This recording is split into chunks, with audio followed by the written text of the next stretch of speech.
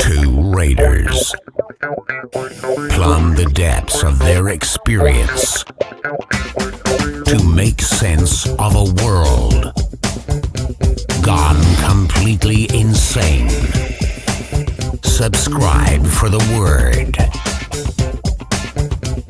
Like and leave a comment. Stranger by the Hour. What's up, everybody? Welcome back to Stranger by the Hour, episode 122, coming at you from February 8th. And Aaron, we got another guest. Hell yeah, we got Ryan from the Team Trek podcast. A mutual friend and listener of the show, Miles, hooked us up. And fellow soft operator that has a podcast. So maybe, Ryan, if you don't mind, give us a quick, rundown on your background, but more importantly, what your show's about and what you're doing with that. Hell yeah. No, I appreciate it, guys, and thank you again for having me on the show, and thanks, Miles, again for making this introduction. So yeah, like you said, I've got a soft background. I did a little over 20 years. I did 22 years in just kind of wave tops. Grew up out in Colorado. Bounced back and forth between Colorado and New Mexico. Graduated high school in New Mexico. Didn't really know what I was going to do.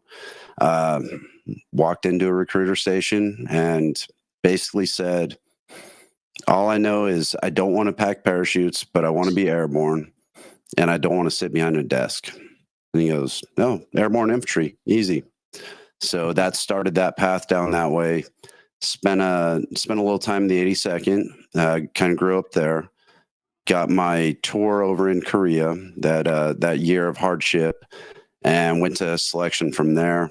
And from there, it was basically bounced over to first group for my very first duty station in SF. My being from Colorado, my mother got sick, and so I asked for a group swap when it was time for me to leave. They took care of me, got me out to Colorado, and spent the rest of my time between Colorado and Germany. Finished my team sergeant time out in Germany, back to SF Command, and got to finish out my about 4 years under SF Command, which ultimately got me out here to Florida, where I retired and now reside. Cool. So you never actually spent any time. I was guessing you were a 7th group guy for Florida homesteading, you know? Exactly, and that's what everyone would think. I got a really sweet gig. We used to have a course out here called Have Ace. Oh, yeah. Yeah, I've been to Have Ace for sure. Yeah, absolutely. Yeah, matter of fact, when I retired with one of your Bubbas as well, and he went on to bigger and better things. Okay, cool. So you worked at Have Ace then?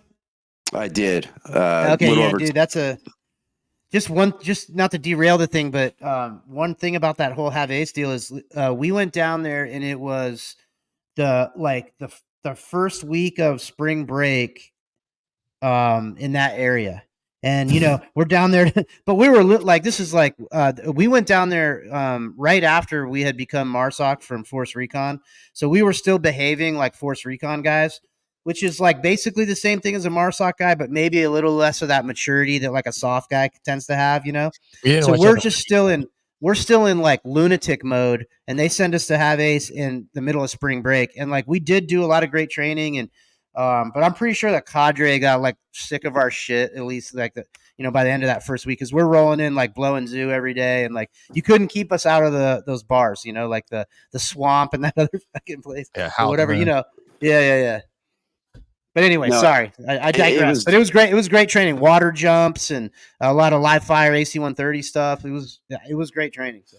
No, and that's exactly right. It was a great place to train. The range, John, that they had allowed you to do a lot more here than you could really do anywhere else, especially for the non-qualified JTACs, things like that. So it was a great place to train. You mentioned the water jumps. Everybody loves those, and it's a lot of fun. And then again, when you do have time off, depending on what your op tempo was, some nice places to go. We living here, you get tired of it just because of the traffic. So we try to stay away from that area now. But it seemed like, especially during COVID, seemed like spring break started in about early March and didn't end until about November out here. It was just Damn. everybody was coming here. Yeah. Cool. You got to be locked down in Destin. Yeah, not bad, right? Yeah. So maybe what was the impetus, or maybe just tell us what your show's about, how long you've been doing that, and what kind of guests you tend to have on there, and the focus. Okay. Yeah. So name of the podcast is Team Trek Podcast. The name itself kind of tells a bit of a story. When we go through our selection process, we have to do a portion of it that's called the Trek. Depending on what selection class you go through, you're either going to do it as a team or you're going to do it as an individual. Sometimes they'll combine it and make it a team week kind of Trek. So it's something that everybody has to go through that wore a Green Beret. And the idea was the team trek is more of a trek of life. It's going to take you on, it's going to stay with you. And it's something that you're going to have your brothers and sisters with you on the whole time. So it kind of got back to that accountability. Me and a couple of the buddies that retired, we went through our transition. We had a really hard loss. Christopher Myers talks about it on episode 4, but ultimately that was that first loss since we were retired that just really hit home, because again, it wasn't in combat, it wasn't accidental. And Chris called me and we talked for hours, and it was just like, we got to figure something out, man. So we came up with the idea of, all right, what if we would just kind of challenge people to take our lead? We're going to sit down, we're going to tell our stories in front of the world, and we're going to talk about our traumas. We're not going to talk necessarily about, those war stories that are badass or anything like that. But no, we're going to talk about what comes back, right? And more importantly, how we deal with that comes back, and how we stay around every day, right? So kind of just got to that point where we knew something had to be done. And, with social media being as quick flowing as it can be, it's like, hey, if we can get the message out to where we just kind of challenge people again to be accountable for somebody outside of their family, outside of their immediate family, that extended brother, that extended sister, where you just let them know, like, I'm here for you and I mean it. Like, if you ever feel yourself going down that road, reach out. And it's just kind of taking back that accountability like we had in the military, right? So you guys know the deal. Don't show up to formation. What happens? Somebody's knocking on your door, right? Okay, now you're not in your room. Somebody's calling your phone, and you can't get them on the phone. They're going to your house. They're going wherever they have to until they find you. And we're really big about accountability. Lose a piece of equipment, we're all holding hands across the desert looking for it, because accountability is key. Yet once we leave the military and it's not their responsibility anymore, and I'm not trying to say it is, I'm saying it's our responsibility to then take that accountability of each other and maintain it. And I think with this, we'll solve a lot of problems. Yeah. I mean, it's definitely the case that I think people that haven't spent time in the military, especially there's the weird thing about the military is it's not one thing. It's a bunch of different jobs, but it's almost like two completely separate different experiences. If you do this like a whole career, 20 years, 16 years, 24 years, something like that, then when you do this, you do like 4 and out. And I'm not saying and it's an interesting dynamic there too, because you hear some of the research about the veteran suicide stuff, and you'll hear guys say like, hey, a lot of times these career guys or these special operations guys have an easier time because they're like, their whole life is like built around this, oriented towards like the combat experience, and they have like a longer duration time to like process all these things.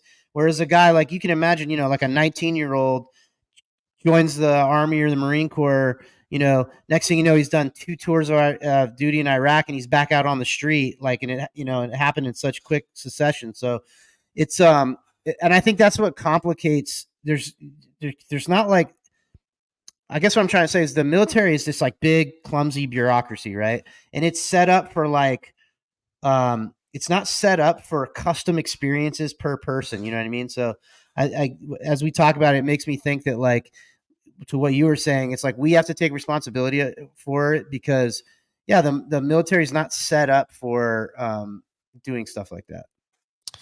I think this is a great conversation to have, because I'm on this kick recently of like really wanting to have conversations where people are like, this is like an unsolvable problem. I've heard Aaron and I were talking about it before we started. I've been in several conversations where somebody says like, well, this is an unsolvable problem, and it's like, well, like, where the fuck suicide or anything like suicide Okay. might, the suicide one might be an example. Another one is like, we were talking about before we started, AI, like the oncoming surge of AI being some unstoppable thing, or like, we went out to a ranch one time pretty recently, and man, so I forgot what I was talking about, the guy that owned the joint, but he was saying something was like, it always was going to be the way it was going to be, and I'm like, that's a shitty attitude.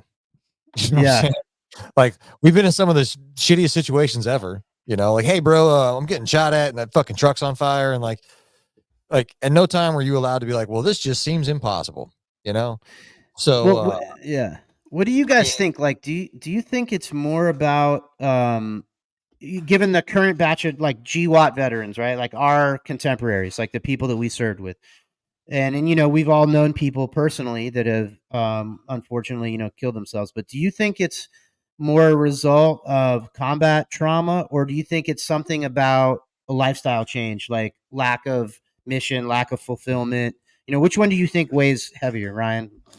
Okay, so I'm glad you direct that towards me, because I know Chief's going to knock it out of the park. But so it's obviously going to be layers of all, right? So and like you said, Aaron, no cookie cutter answer for no one size fits all solution, right? So bottom line is this: take somebody that in our shoes, right? Let's say you do 22 years in the military. So now you retire at 42. So holistically, you've spent more than half your life doing a job, right? Doing that one job. And if you're a special operator that whole time, that's what you're doing. You're a team guy, and that's exactly what you are, right? So now you take that person, that young 17 to 21-year-old, they leave everything and everyone they know, and they go to this new thing, right? And they get adopted into this new family, this military family, and it's changing out personnel every so often. But for the most part, you still have that family with you everywhere you go. So you get to a special operations team, you stay on that team for years and years. You do so much with those guys. I mean, think about the hours of the days that you spend with your team compared to who you spend with your wife and your kids, right? So the majority of your time is going to your family, your extended family, your military family, and your chosen family, your wife and kids. Unfortunately, they get the remnants of that. And again, not complaining. This is what we signed up for, right? Like, none of this is bitching. It's really just kind of trying to talk through holistically what this veteran would look like, right? So now you basically tell them, hey, you don't get to do that anymore. You retired. Thank you for your service. And they walk away. Now they go to that chosen family that they had. And it's not that anybody in the military is mad at them. None of their team members are mad at them. They just don't work together anymore. And they're just not on that team anymore. We've seen it happen so often. And we even say things like, oh, well, they're off doing bigger and better things. We don't need to check on them. They're not doing this anymore, so they're doing bigger and better things, right? And we make a lot of assumptions like that. Or maybe they are, maybe they got that good ditcher job, right? And they're making good money, and they're still getting to get out there with the boys. But I think in a lot of cases, when you're doing that and you separate from the military, you hear people call it their identity, right? You say, your job was your identity. I don't think that's always the case, not with everybody, but it is a big part of it, right? So you're losing a big piece of yourself. And this really hits close to me, because this is what I think, right? Guys like us, we did what we were doing for so long because we believed we were making a positive difference, right? Like, we believe we were freeing the oppressed. And that's why we stuck around. So every day when we were going to work, in our minds, we were going to get better at doing that, at helping other people, right? And I think that's just really who we are. Like, we can turn it on and we can become very evil very quickly, but we're also, we're doing the job because we're trying to help, right? And so now you retire, you're not going to be able, you're trying to figure out, how am I still going to be able to help somebody, right? And so I think you lose a big part of yourself when you leave that, and then the phone stops ringing because you're not on the team, so the guys aren't necessarily looking for you. And now just one little spark, you get into a fight at home with mama, and then it's really easy to go down that road. And so, like I said, I think it's layers of stuff, because, like I said, everyone's a little bit different, but. Yeah, I think the similarities between those two echelons of folks, right? So like your 4 years and get out, and then like 22 years and beyond, is the military provides some very high points in your life, right? And some of them are very theatrical, like the graduation of whatever basic training. That's been made into a big theatrical experience. And it's like, I mean, there's that old joke of somebody like saying, man, if coach would have put me in, I'd have thrown that football pass and been fucking cool forever, right? Like, well, there's nothing really in life past the military that goes into that much theatrics about like your accomplishments, oh, you got promoted to corporal. Holy shit. There's like a thing, like and I think the deeper folks that at the end of it, who are more satisfied and content with, hey, that guy on the team thinks I've got his trust. That means more to me than any fucking piece of paper or anything. Like, once guys get to that point, I think they're probably safe from going down a dark hole once they're broke away from that, like, such a positive. I mean, think of like a retirement ceremony. I mean, for dudes like at the lieutenant colonel level, they've got like a bleachers full of motherfuckers, and that doesn't happen at Lowe's, man. Yeah. You could be lieutenant colonel, whoever the fuck, and now at Lowe's, you're, hey Tom, like, you were late this morning. I don't. We don't do this 15 minutes and we wait around for you, Tom. Like, so just as a hypothesis, because I think it is good to just discuss all of these different factors. I mean, one thing I'll throw out for you guys, see where you're at with it, is, I mean, there's no psychological screening on the intake of the Department of Defense crew. Like nobody, as far as I'm aware of, at the basic Joe or troop level or basic Marine level, has a psychological screening to even just join the military. I mean, we go to MEPS and they check our fingers and we get to cough and everything, but nobody's like, hey, bro, let me talk to you for a second. Like, dude, if they started doing that, especially now, they were, I mean, I agree that they probably should, but like, they're already having trouble meeting their recruiting goals. And every indication is that the pool of people in society is getting less and less stable as time goes on. So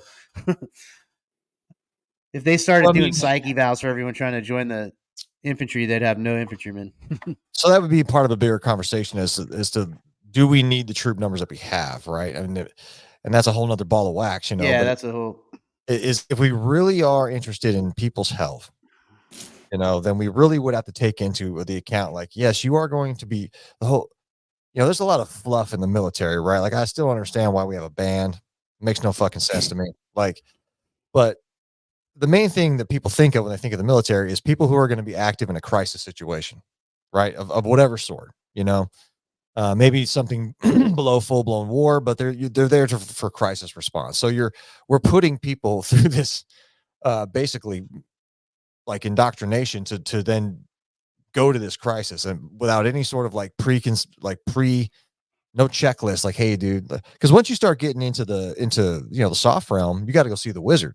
Even the EOD guys we had got screened. Why do you want to do this? What the fuck you thinking? That kind of stuff. Well, and see what Ryan thinks about this, but like, there's a stigma, not just with mental health, but let's just say, and it's honestly not just soft operators. Like this stigma existed when I was in the infantry too. Not as much because there's plenty of people in the infantry that don't mind being fucked up, like being the weak link. But any kind of serious unit where people are serious about what they're doing, dude, I don't care what it is. I could have like a pulled muscle in my leg or something. I'm going to pretend I don't for as long as I can because I don't want to miss anything. I don't want, I want to pull my weight. I'm into what we're doing. I don't want to miss a day on the range because I got some sort of little minor malady that I know that I can overcome by just sucking it up or whatever. And I think you wouldn't be there if you didn't have that kind of mindset. So that carries over into mental health stuff too. Like we're guys that are used to being able to be self-sufficient and even when it comes to mental health stuff, you're like, all right, look, this is a problem. I can feel this starting to, because I went through, it's been a while. I've been good for a while, but I went through like a little dip in my, mental health. And it felt like this kind of thing where I'm like, all right, yeah, this is a problem, but I'm busy. When I get some time, I'll address it, that kind of thing, and I can always, continue to do my job because that's what's first, but do you think, Ryan, that there's like a stigma with guys to not self ID for that kind of thing? 100%. And I think it's for more reasons than they're just worried that they're going to get removed from the military. I think the reason that a big reason that there's that stigma is if you were to get flagged, right? If you were to maybe divulge something too much and now you're flagged, well now you're in a really weird position, right? You can't really work with the team. You can't carry a gun until this investigation or whatever it is over. And you've spent how many years trying to get to that team that you're on, and you're very fearful that you might say too much. On the other side of the coin, I think they've done a really good job not burning people down for coming in self-reporting. I think they've done a really good job trying to lead them to the help that they need. It's just that's the whole side of it. Will they self-report? I mean, will they take a knee? I listened to a retirement speech last year. One of the very senior guy in the unit, and he was talking about it gotten to that point where he had to break down in his own car and walk in and tell his boss, hey boss, I can't be the commander here anymore. I need help. Right. And this was the guy that was pushing all of his people in that right direction. Like, hey, you guys need to go and talk to somebody, you go get checked out, make sure you're maintaining yourselves. And he, like you, Aaron, he was too busy. And then it just hit him, So I think that stigma is starting to go away a little bit. And my hope with my podcast, with y'all's podcast, is when we talk about this, and it's just put out there that, yeah, we have thought about this kind of stuff. We have gone down this road before. We've been in those places and we've been in your shoes, and we're willing to talk about it. And we're willing to tell you how we got through it. Right. I mean, we're not just pointing out problems. We're providing solutions to those problems. Right. Yeah, and I like what you like. I like your approach to it being like team guys taking care of other team guys, because this is, we got a lot of listeners that aren't military people, so this is going to sound nuts to them maybe, but it's pretty common. And again, individual mileage may vary. You could Ryan may disagree or something. I know Cody doesn't, but like in a lot of cases, you have almost an adversarial relationship with your command in a lot of ways. Like, even in combat and stuff, you almost have like, they support you. They're giving you all the beans, bullets, and band-aids you need, but they're also the people that set like the discipline and rules for your unit. And it is their responsibility to, take corrective measures on guys that get outside the lane and everything. So that puts you in like a naturally kind of adversarial relationship. And then, as a soft guy, you basically think you're the shit and you don't need anybody from outside your team or outside your company or whatever telling you what to do. So I think that's another kind of barrier between guys that need help getting the help they need, because I could be talking out of turn about the SF groups, but I've worked on a lot of SOTFs and Siege of SOTF with the groups, and I know that, dude, they have the same kind of relationship with their command in a lot of ways that we did. So I don't know what you guys think about that.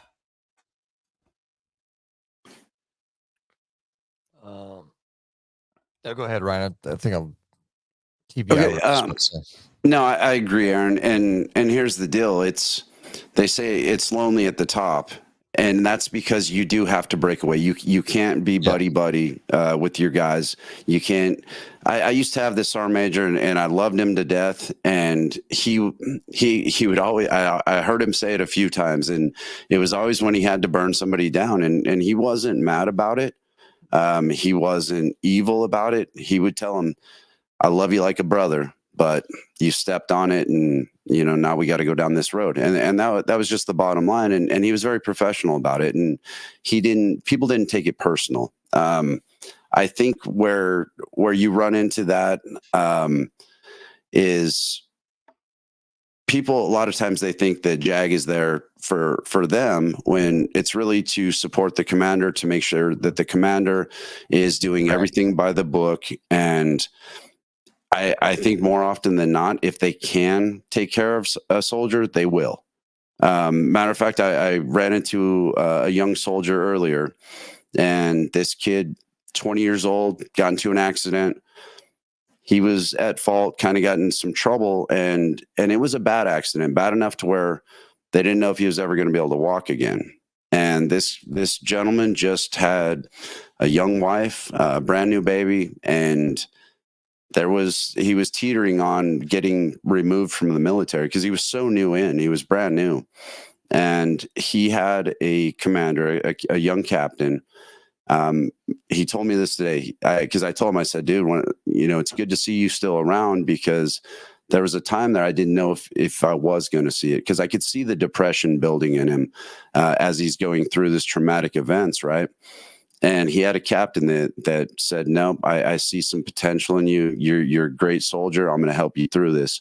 And she walked him through it, and he's doing great. So I think in a lot of cases, there's some worry in there that commanders are more worried about their career, and it's really just legalities. That JAG has to go through, and they have to do their job. And I believe that to be true. If the command can take care of their soldier, they will. But a lot of times they just can't.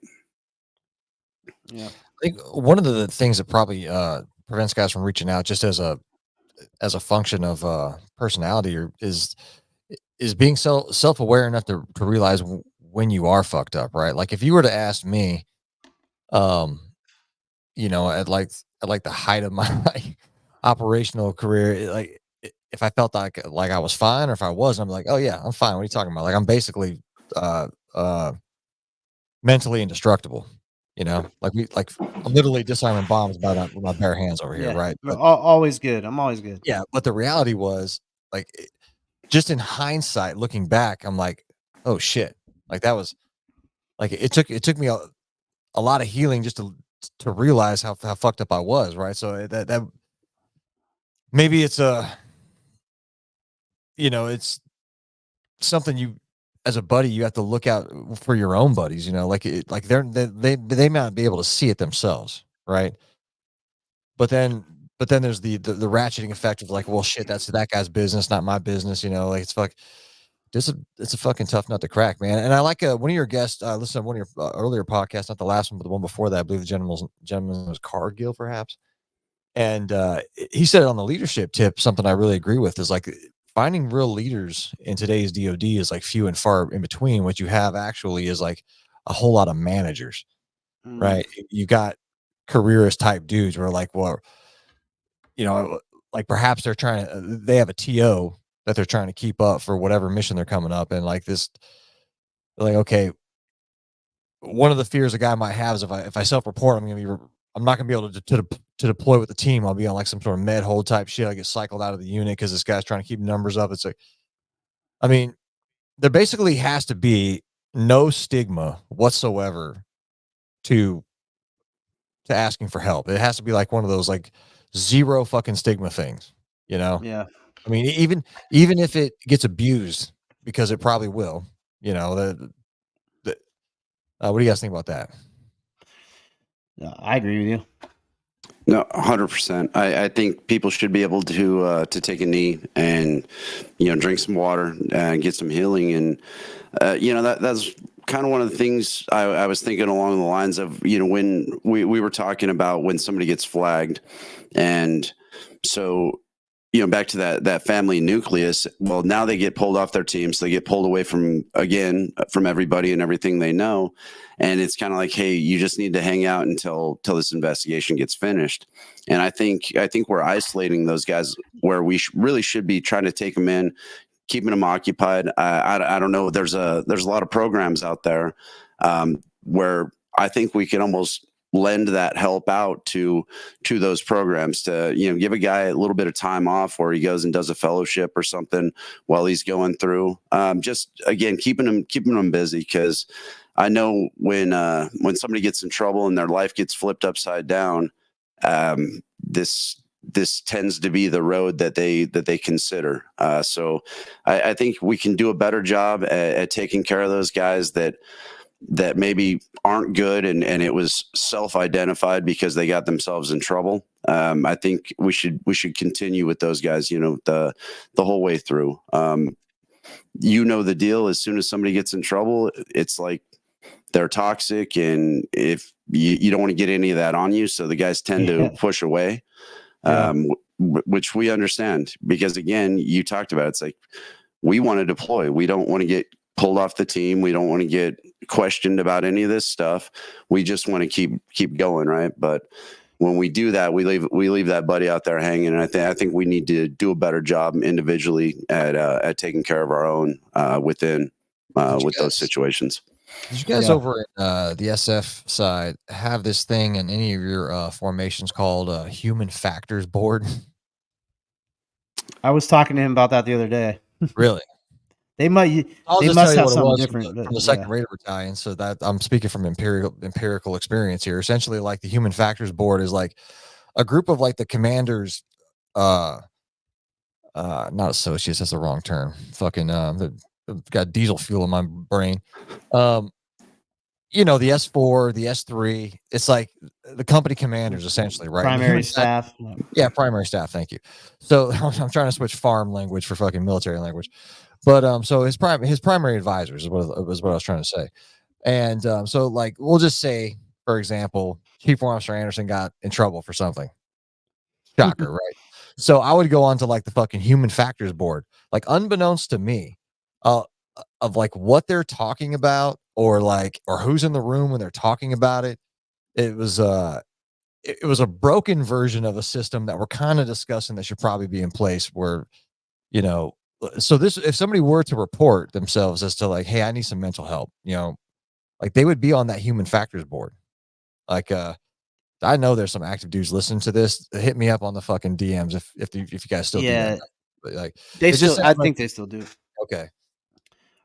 But to your point, it's something like Ryan was describing. It's a mechanism that could be used to interface guys with the help they need, and I'm sure that it is in some cases. But from guys I know that were on it, this is how you would hear about it. It would be like, you know, your buddy that's a E8 or E9 will be privy to who's on the human factors board, and then it'll come like a warning, like, hey, bro, dude, just so you know, bro, they're briefing you in human factors board right now.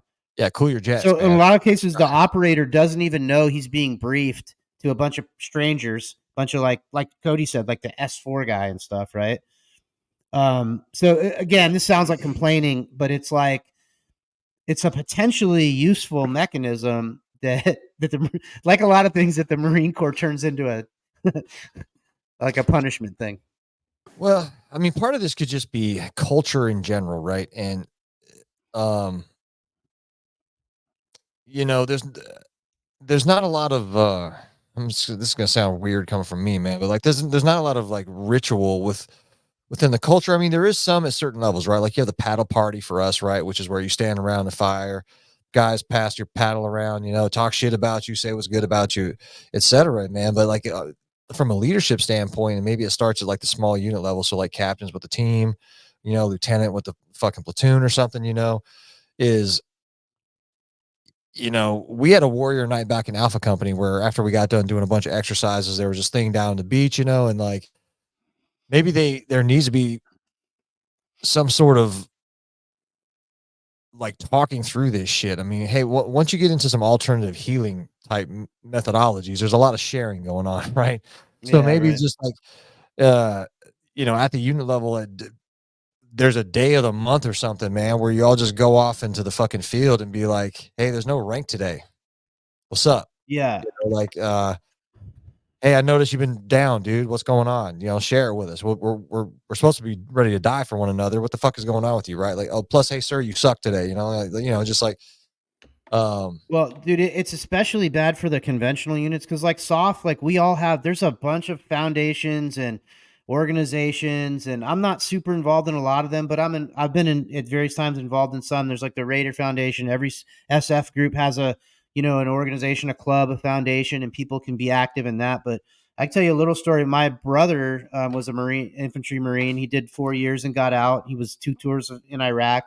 And when he got out of the Marines, he's back home to Northern California and then at that point, completely disconnected from, what he just spent the last 4 years doing.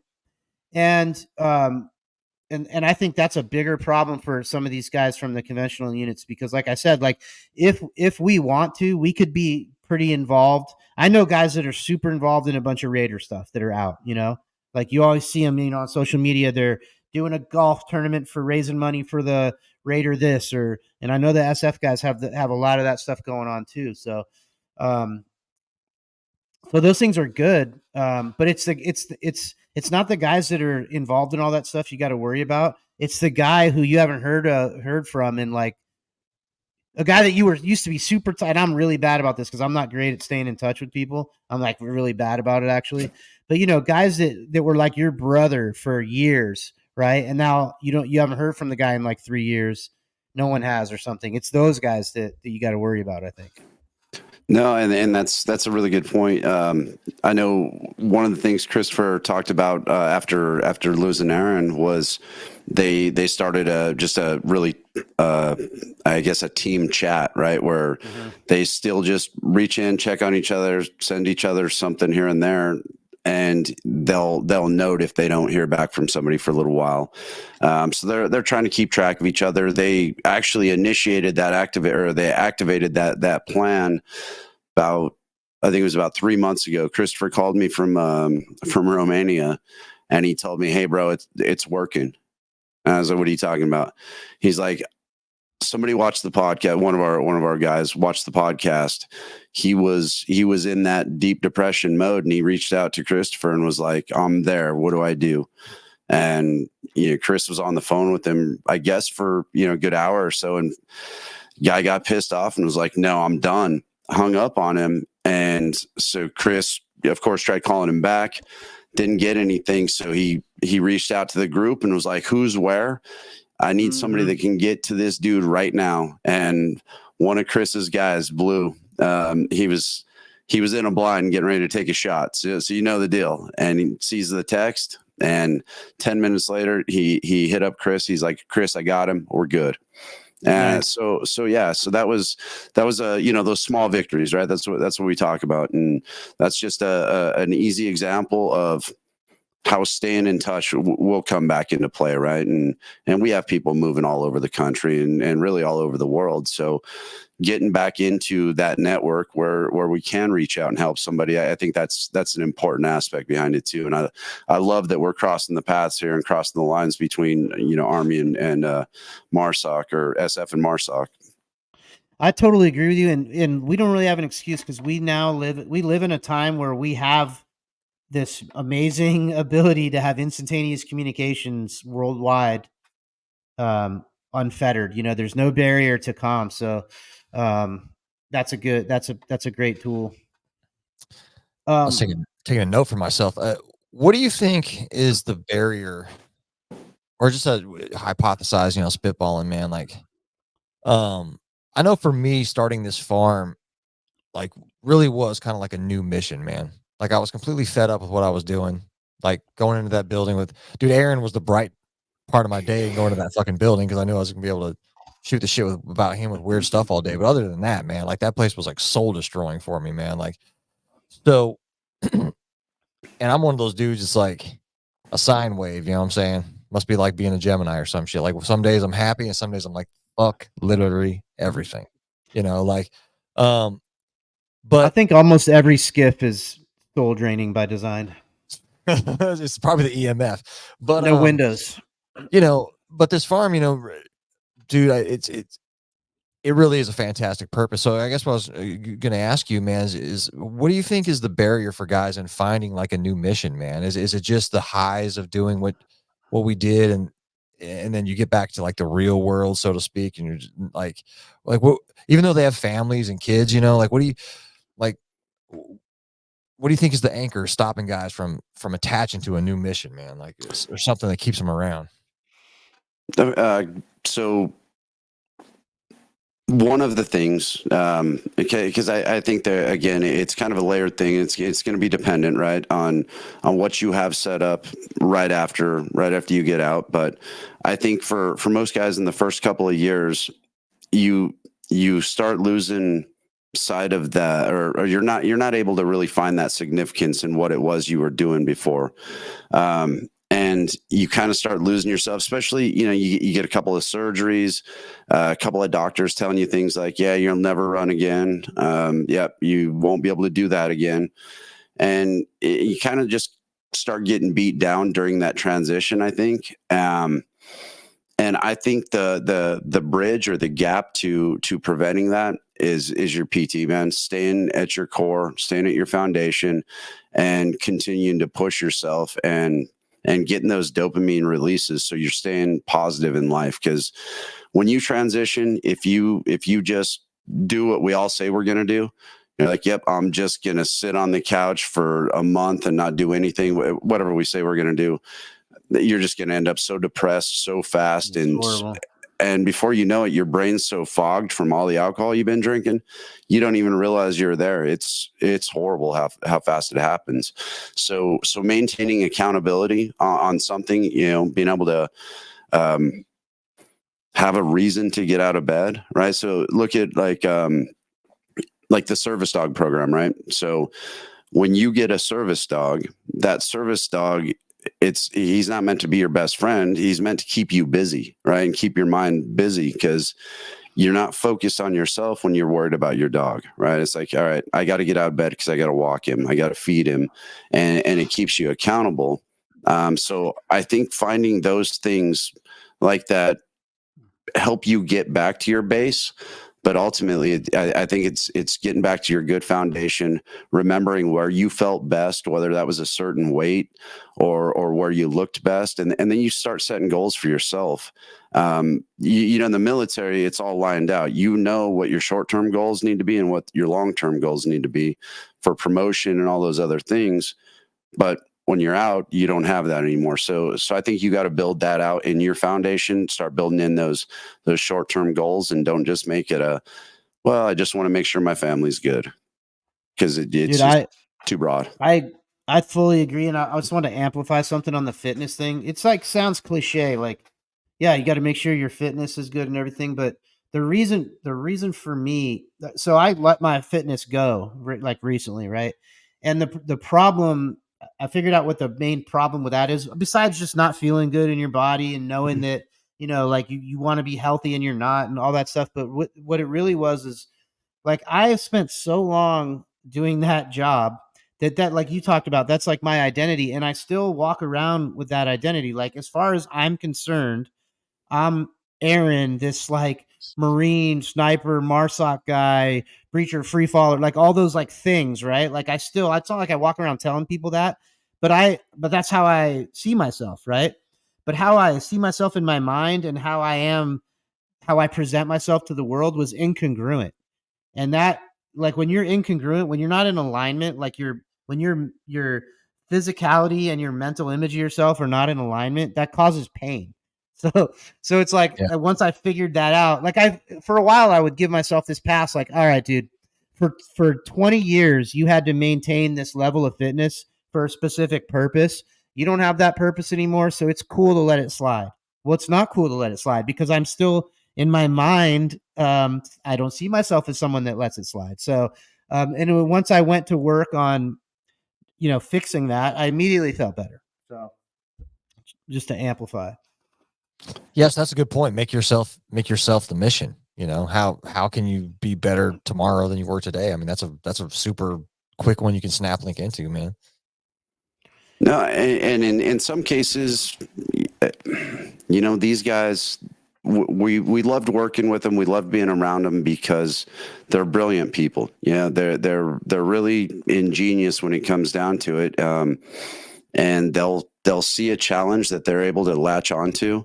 I'll give you just a real quick one. Matt Docchio, episode 1, 2, and 3. We talked about some pretty hard stuff on that episode, and he was in a dark place during half of it. That dude, a year later, he saw a gap. He saw a huge gap, right? Talking about when high school students transition into college and now they leave the nest for that first time, right? Well, he found out cruising on the internet that he saw some frat guys chanting something about drugging them and raping them and some horrible stuff to your daughters, right? They're talking about this is what we do to your daughters. And that hit home with Matt because he's got a 17-year-old that's about to go off to college. So he started doing his research. Come to find out it's like 27% of females are going to experience some form of assault or rape, one of those types of traumas. And Matt just, it hit him. He left his job and he went to come up with the solution, which he did. So he founded Empower Academy, which is solely designed to go teach our high school students really, or that age, teach them that situational awareness to where they never become that victim, right? Keep them off the X. You know the deal, like left to boom. Nice. We're trying to keep them there, right? So, that's a good idea. Yeah, he's crushing it. So anyway, guys like that, right? Sometimes we're in a bad place. We just need to get through that, right? Yeah. And then it comes to us and we're good. So yeah, I definitely believe that as long as we can just keep these dudes around and gals, right? Just whatever it takes that day, we're going to get them through it and it's going to snap, man. We're going to figure this out. Yeah. Yeah. That's cool. Yeah. Well, okay. I want to bring this up at the risk of like bringing this to like the territory of our show and the kind of stuff we're babbling about all the time, but we can just stay like a millimeter deep on this topic. But I think that it might be useful to some other guys that are struggling with this. It's something Cody and I talk about a lot. Like part of what I had a problem with was, like this is a thing we did. We tell ourselves that it's a service to our country, and then everywhere we go, someone's thanking us for our service, and getting free meals at Applebee's or whatever. But then you look at like, I'll just keep it myself personally, like where I went and fought, the campaigns I was in, the wars that I was in.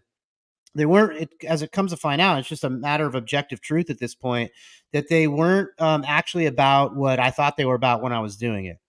And for a while, I really struggled with that, because I had built up this personal mythology about, all the terrorism I was out there solving and everything. And then when that's not supportable by the facts, it was causing me a lot of inner turmoil.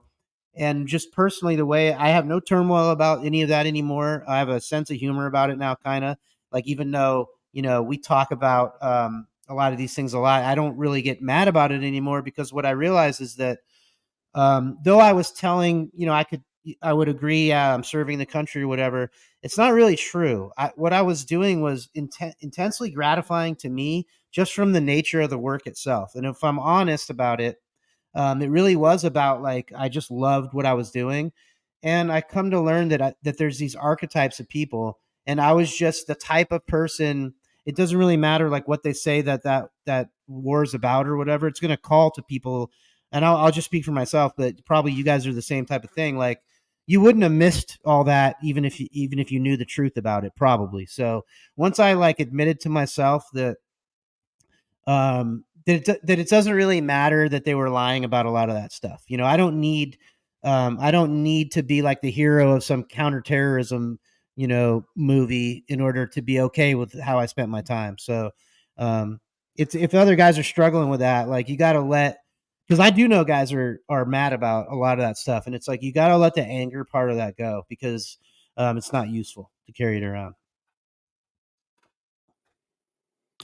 No, you're absolutely right, and obviously we recommend if you are in that kind of space that you do talk to somebody about it, and you do make it known, because there's healing that needs to be done, and we talked about it on episode 6 and 7 with alternative medicines, right?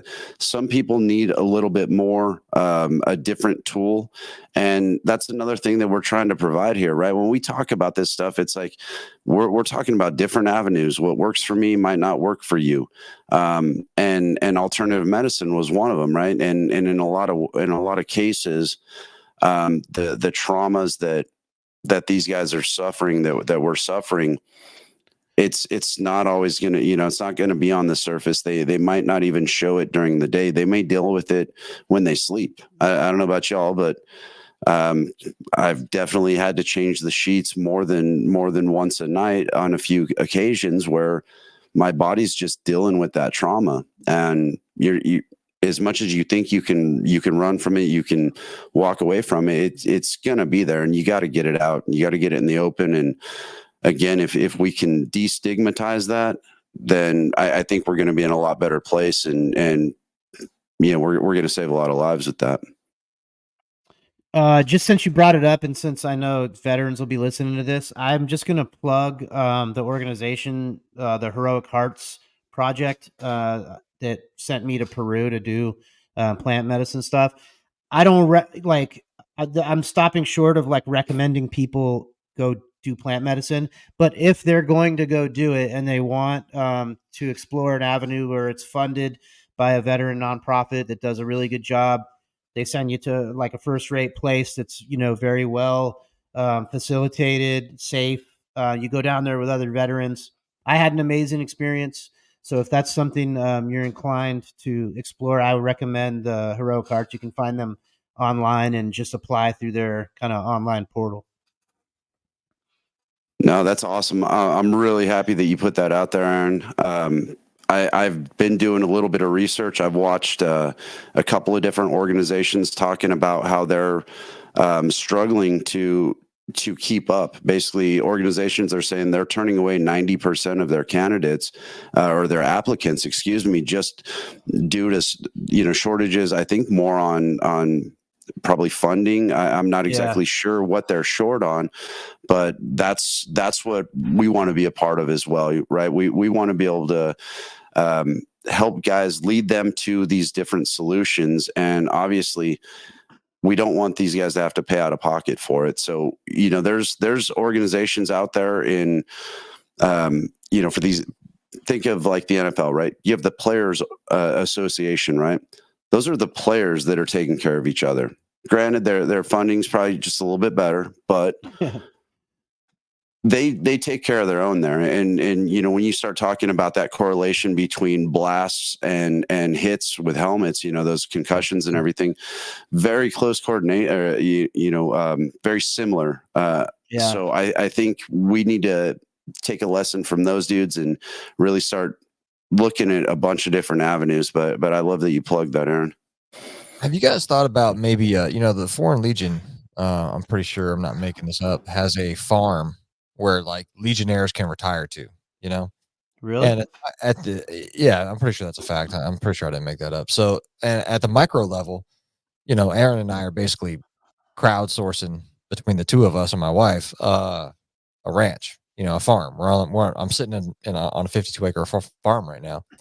So I know like guys do bounce from group to group, but I imagine guys probably typically stay within one, especially the 7th group dudes, stay within a group, So have you guys thought about maybe like crowdfunding like a ranch or something, man, where like it's, everybody's got a little bit of retirement money, a little bit of VA money, you crowdfund a piece of property somewhere, and maybe that's you find some trusted agents to run that, PNG some weirdos, And maybe that's one of the things where, you know, if a guy needs to take a knee, you go to the ranch, you know, there's a bunkhouse, you know, you show up and you take your orders from the whiteboard. We're hoeing out a cornfield today.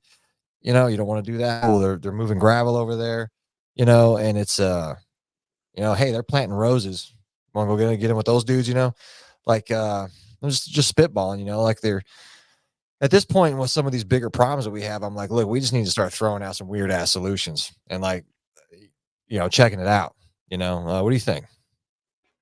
No, I think that's a phenomenal idea. I've got my plan by within the next 4 years is I wanted to do something exactly like that. You know, start a ranch where you could take guys out, do a fellowship, right? Pick them up out of where they're at and where they're suffering, kind of bring them back into the fold, throw some problem sets at them, some team building stuff, and just you know the deal. You go into a room and it's all strangers. Throw a problem on the table at them. The ones that are in the military, they're going to reach forward and they're going to grab that problem. They're going to start directing stuff, right? And I think it's kind of like taking a wild horse and putting him in with with the rest of the horses to kind of get them back in line and get them going that direction. And I like the idea of it being open-ended, like you said, you know, not like a 1 week program or a 2 week program, but really something where you can take somebody and you can spend some time developing with them, or they can just get some quiet time because they need some time alone, but they don't want to be alone. If you know what I'm saying, I think that's a great idea. Like a monastery almost, kind of. You know, you can show up, you know, drop your pack, and there's a cot right there, dude. You know, like in you know, it's almost you just keep it real simple. Like, did you eat this morning? You did? Okay, cool. Wash your bowl. You know, like it's just yeah. You know, like what's next? Yeah, man, that could You be know? cool. Yeah. Yeah. No, so there's a movie I just got turned on to, and I just watched the trailer of it today. I don't know if you guys have heard about it. It's called MVP, and it's about it's about veterans, you know, wounded warriors, right, and ex-football players, basically kind of starting a little crew together and getting together, working out, and having that camaraderie. I think it was pretty neat, you know, just simple ideas like that. I mean, start something like that where you're getting a couple of groups together where it's not all war stories. We're not all just telling the same story over and over, but we're intermingling with other people that can understand us, if that makes sense. Oh, yeah. Makes total sense. Well, cool. We're at right about an hour, unless you guys got something else we want to bring up. Other than, where do we find your Team Trek podcasts? Right. So teamtrekpodcast.com, and we're spelling it Trek like Star Trek. So that's Team Trek, TREK. All one word. We're on YouTube still. I don't really fear us getting kicked off YouTube anytime soon, but who knows? You know, right off there. I don't recommend getting kicked off. Yeah, I was struggling to try to find some of your guys' podcasts, but yeah, and we're on all the social medias. We're trying to get the word out there. Obviously, this is uncharted territory for us. We try to hide, right, our whole careers, and now we're doing the opposite. So yeah, if anybody wants to help us out, you know, anybody needs anything, please reach out. We're checking the email and the message boxes. I will add on something that you said to that, man, is I think not to bust their balls or anything, but we're all veterans, so we all should be able to take it. But I think the World War II guys, the Korean guys, and the Vietnam guys did everybody a disservice by being the dude that didn't talk about it. Like, oh, Grandpa never talked about it. Uncle Tom never talked about it. Fucking Cousin Joe never talked about it. It's like, we do our next generation a massive disservice by not talking about this stuff. No matter how ugly it is, no matter how, some of it's going to be really joyful, some of it's going to be really ugly, man. But like, we went there and we saw the buffalo, or whatever the analogy is. Like, we owe it to the younger generation to give them everything so they can make an informed decision. No, and that's absolutely right, man. I'm sorry to cut you off, Aaron. No, I was just agreeing with him. But yeah, so the kind of the hopes with this, right? When we sit here and we tell our story on film, the hope is, right, because you can't tell that story to your kids, right? You can't tell that story to your wife, right? But they can watch it on TV, and now they better understand us, right? Now they understand us a little bit more because they heard the conversation go down. And I think in a lot of cases, that alone will help, just start really understanding each other. I'm sorry. Yeah, absolutely. So yeah, I agree though. Not talking about it's not helping anything. So definitely need to get it out there. Amen to that. All right, fellas, this has been a really good time. Appreciate it. Yeah, cool. Ryan, thanks again, and everybody go check his podcast out. One more thing before we sign off, Jordan, thanks for the books, dude. I'm halfway through one of them and I have my mind blown, so I'm going to send you some messages about that. One of our listeners sent this really kind of trippy books that I'm into. So Corman buddy from our 2007 deployment. Yeah, I wanted to thank him in case he's listening. No, that's awesome, guys. And thanks again for having me on. When you do come through the Panhandle, please give me a heads up. I expect you guys to come by the studio, both together or individual, because I need to hear y'all's stories. I know you both went through plenty of traumas yourself and you figured out how to navigate it. And that's what this is about. So I'd love to have you guys. Dude, that'd be awesome, man. Do a Florida Stranger by the Hour trip. I'm down for that. Yeah. You can stay at my wife's family's got a house down there somewhere. We'll figure it out. Easy day, guys. All right, man. Cool. All right, peace. Later, guys.